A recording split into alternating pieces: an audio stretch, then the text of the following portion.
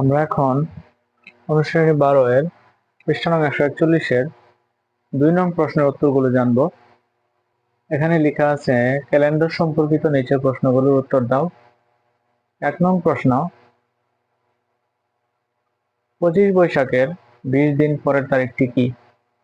আমরা এখানে উত্তরগুলো লিখে রাখলাম। 25 বৈশাখের 20 দিনের পরের তারিখটি হলো 4 জ্যৈষ্ঠ অথবা জ্যৈষ্ঠ মাসের 4 তারিখ। ঠিক আছে।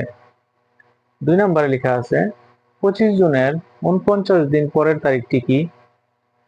2 নম্বরের উত্তর হচ্ছে কি 25 জুনের 49 দিন পরের তারিখটি হলো 13 আগস্ট।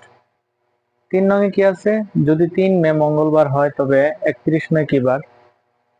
এখানে এটার উত্তর হলো যদি 3 মে মঙ্গলবার হয় তাহলে 31 মে মঙ্গলবার হবে। এগুলো তোমরা ক্যালেন্ডার দেখে দেখে সহজে করতে পারবা। যদি ক্যালেন্ডার থাকে ক্যালেন্ডারে মিলাই নিবা তাহলে হবে।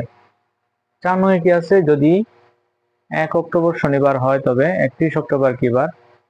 যদি 1 অক্টোবর শনিবার হয় তবে 31 অক্টোবর সোমবার হবে। আমরা ক্যালেন্ডারে গেলে মানগুলো বা এই তারিখগুলো দেখতে পাবো এবং বারগুলো দেখা যাবে। শেষে দুটাতে কি আছে, বার আছে। এই ছিল আমাদের প্রশ্ন 2 সম্পর্কিত আলোচনা। দেখা হবে পরবর্তী কোনো ক্লাসে। ধন্যবাদ সবাইকে।